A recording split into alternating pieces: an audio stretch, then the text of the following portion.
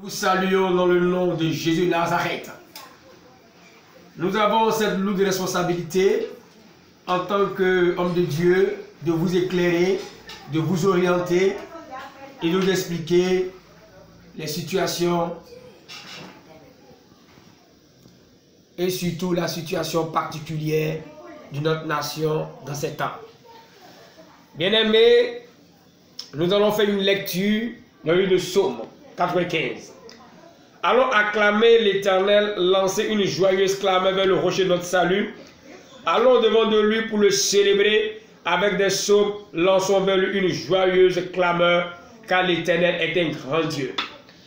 Je suis venu dire à la nation ivoirienne que le Dieu éternel est son Dieu.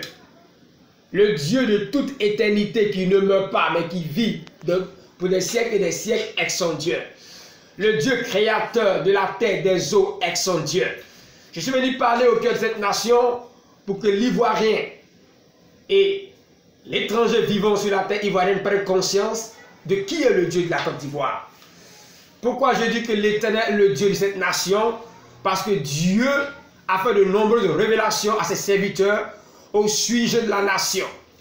Et comme la Bible dit que si la nation sur laquelle est invoqué mon nom s'humilie, vous voyez, le nom de l'Éternel est invoqué sur la Côte d'Ivoire. C'est pourquoi l'Éternel prête une attention particulière à la nation. Et c'est pourquoi l'Éternel dévoile ce qu'il veut faire pour la nation. À la vérité, beaucoup sont inquiets. Beaucoup sont dans un trouble général. Mais j'aimerais vous dire quelque chose. Dieu est à l'œuvre. J'appelle chacun à la sérénité. Peuple de Côte d'Ivoire, je vous appelle à la sérénité. Je vous appelle à vous approprier ce psaume 95. Psaume 95. Pourquoi? Parce qu'au lieu de la grande tristesse, la nation de Côte d'Ivoire va passer à ce qu'on appelle à une délivrance totale. L'Éternel va faire venir un vent. Mais un vent pour qui? Je ne le sais. Mais ce qui est certain, ce que je sais, un vent soufflera sur la nation.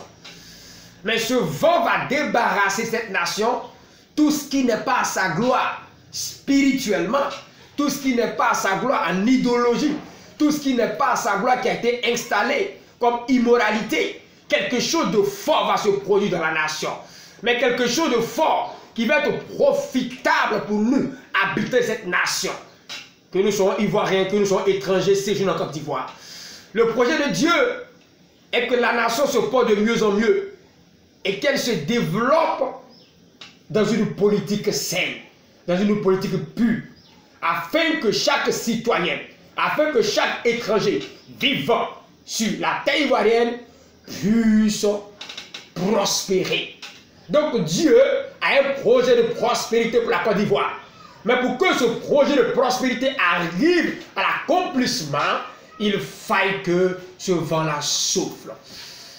Bien-aimé, de quel côté je serai quand le vent va souffler? Serai-je du côté du vent pour que le vent m'emporte?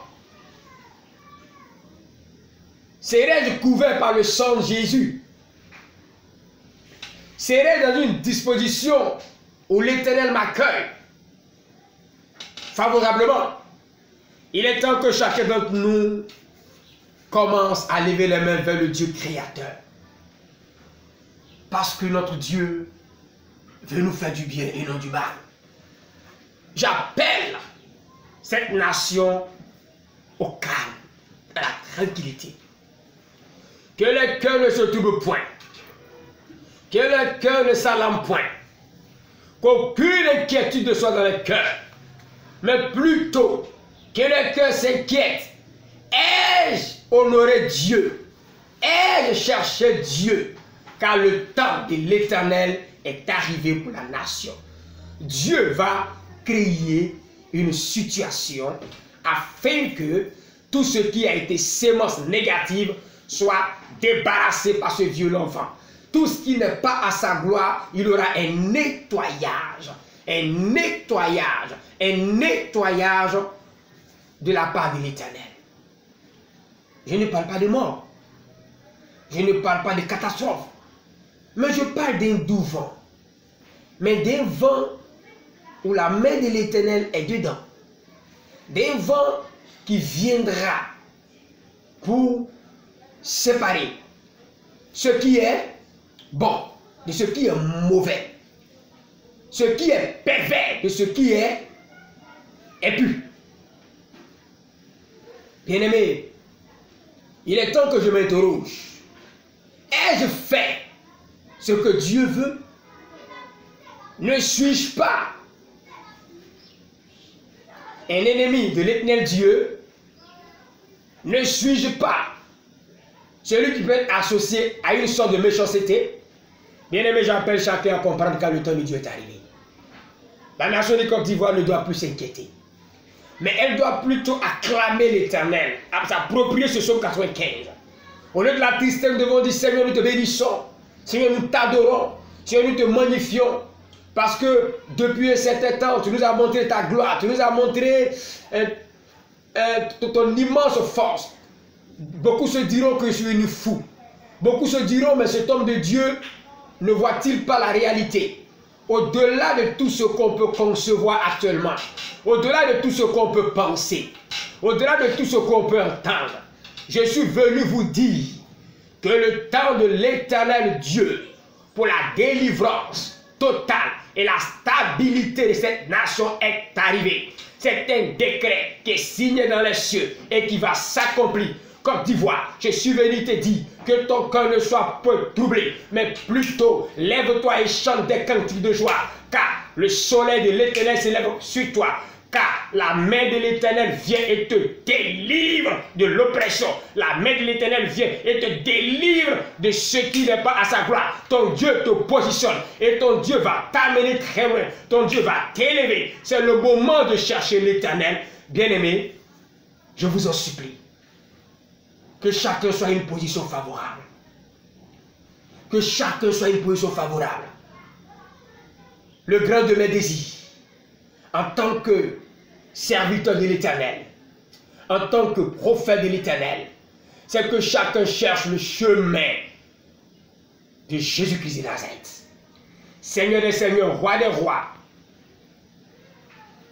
maître incontestable, celui qui peut racheter nos âmes, quels que soient les événements qui vont nous arriver. Mais ce qui est certain, que les cœurs ne se trouvent point. Il est l'heure de regarder à l'horizon et de voir la main de Dieu qui est en train de se positionner. Il est temps que notre peuple comprenne que le Dieu d'Israël, le Dieu des Hébreux, le Dieu Alpha et Oméga, le Dieu qui a fait des choses remarquables depuis des siècles et des siècles, le Dieu qui sauva Abraham, le Dieu qui sauva Jacob, le Dieu qui sauva Isaïe, le Dieu qui sauva de nombreux grands serviteurs. Ce Dieu a porté son regard favorable sur la Côte d'Ivoire. Côte d'Ivoire, sois tranquille, car ton Dieu s'élève, car ton Dieu combat pour toi, car ton Dieu ouvre un chemin, mais un chemin grand, un chemin de liberté totale. Je parle d'une liberté totale. Cette nation va passer à la phase de la grandeur, d'une grandeur que des personnes n'ont même pas imaginé, d'une grandeur qui va dépasser l'entendement de beaucoup de personnes, d'une grandeur, d'une gloire lumineuse, d'une gloire extraordinaire. Bien-aimés, je vous appelle à contempler l'Éternel. Je vous appelle à le célébrer, car de la souffrance, il nous amène à l'état heureux. De la prison, il nous amène à la liberté. De l'esclavage, il nous ouvre une porte de délivrance. Côte d'Ivoire, ton heure de gloire est arrivée. Nation de Côte d'Ivoire, ton heure de gloire est arrivée. Nation du peuple où habitent les Ivoiriens, ton temps est arrivé. Un temps favorable pour toi. Un temps où tu ne parleras plus de troubles. Un temps où tes inquiétudes cesseront. Un temps où tes pleurs, oui, s'arrêteront. Un temps où tu dois essuyer tes larmes. Car ton assiette a été volée. Car ton assiette dans laquelle tu mangeais a été volée. Regarde quelque chose, ton Dieu part pour récupérer ton abondance et pour t'amener. La satisfaction sera à ton comble. Tu mangeras, tu fêteras, tu danseras et ton développement sera favorable. Côte d'Ivoire, sois sans inquiétude et regarde à l'horizon. Ton Dieu vient. Amen.